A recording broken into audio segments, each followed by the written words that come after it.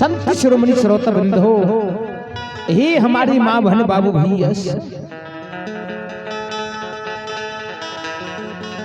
ज्योति बाबा कहे गोसाई बाबा, जब तक हम अपना नैन से नहीं देखब तब तक हमारा दिल में विश्वास नहीं है।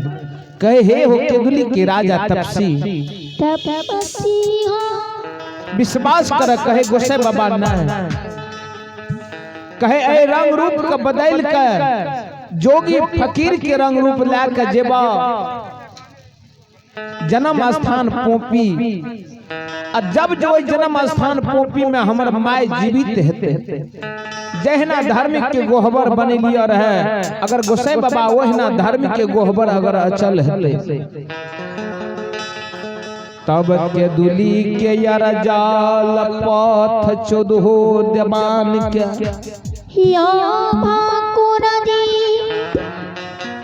तब हम लाके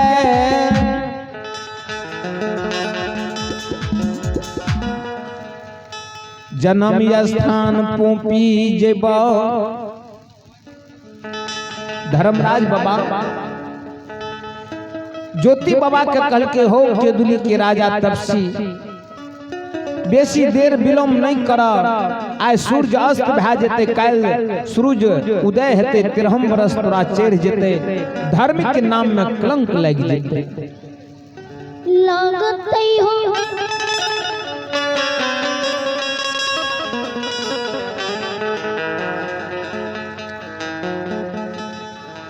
ज्योति बाबा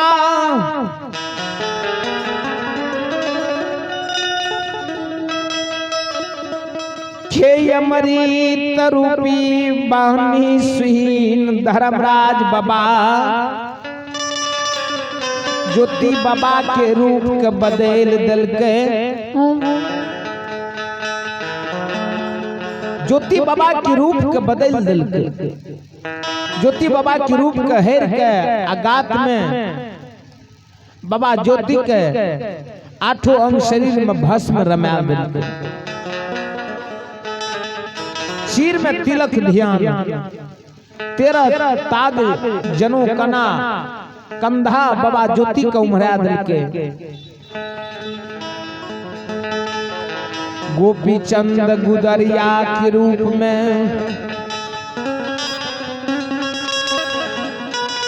गोपी चंद गुदरिया के रूप धर्मराज बाबा बना दल के। बाबा ज्योति के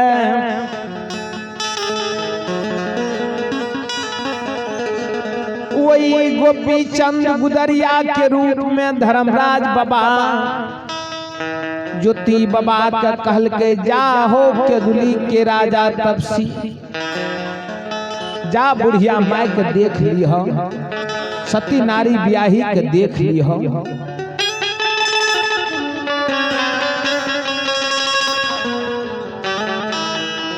ज्योति बाबा अपना रूप को बदल के गोपी चंद गुदरिया के रूप धारण क्या लेके, आ गोपी चंद गुदरिया के रूप में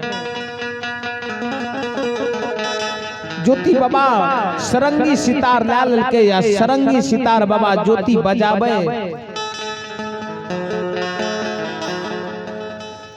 आ ज्योति बाबा माता पिता के विरोध गईने बजैने जन्म स्थान पोपी के जाई। सज्जन वृंद बाबू भैया माँ बहन सब ध्यान देवे।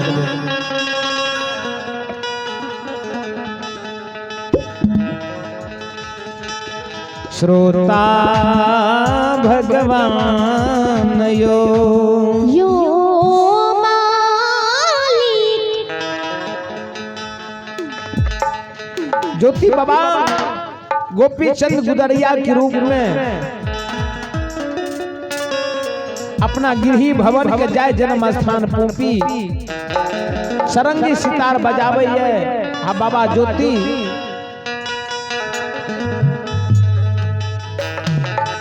माता पिता की विरोध गावे है। हाँ सरंगी पा जावे जोगिया,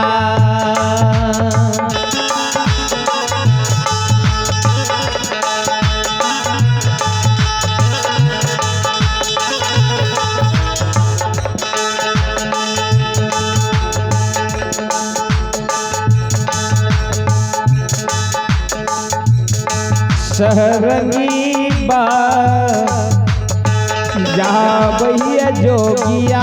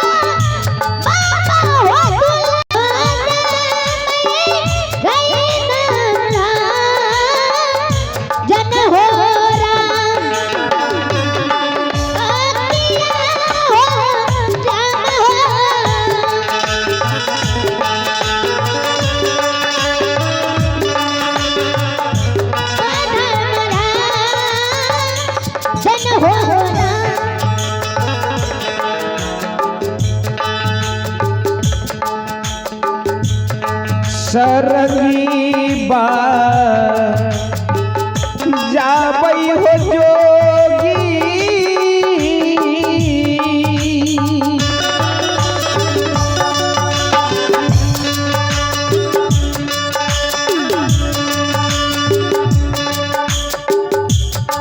पोपी केसी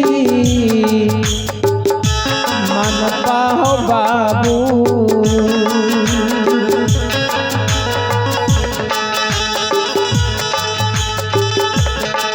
गाबै जोगी माता पिता के बीरो मन होला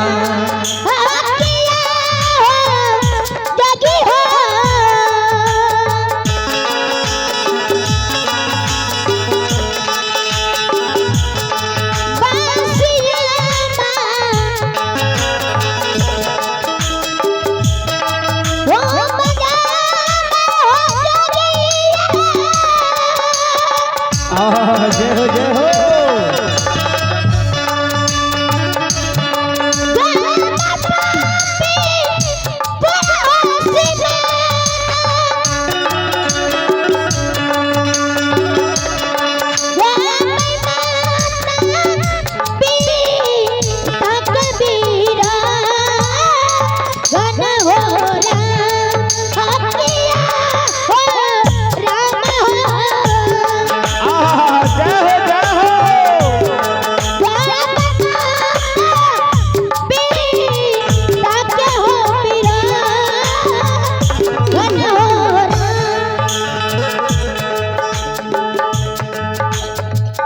ज्योति बाबा सरंगी सितार बजैने माता पिता की विरोग गईने गईने ते बजैने ये जुमालई